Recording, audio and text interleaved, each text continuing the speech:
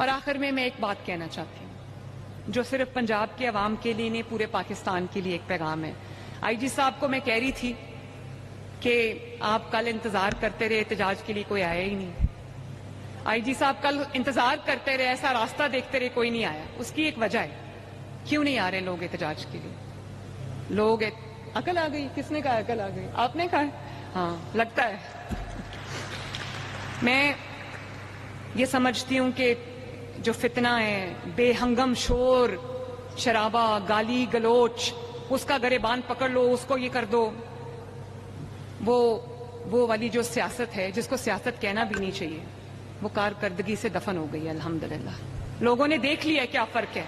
تقریریں کرنا بہت آسان ہے، یہ بات کرنا کہ میں یہ کر دوں گا، یہ کر دوں گی، یہ بہت آسان ہے۔ کرنے کے لیے دن رات ایک کرنا پڑتا ہے، اور دن رات ایک انسان تبھی کرتا ہے جب یہاں دل میں کسی کی خدمت کا جذبہ ہو۔ تو میں آپ سب سے یہ کہنا چاہتی ہوں، فساد پھیلانے والے کیا جانیں کہ خدمت کا مزہ کیا ہوتا ہے۔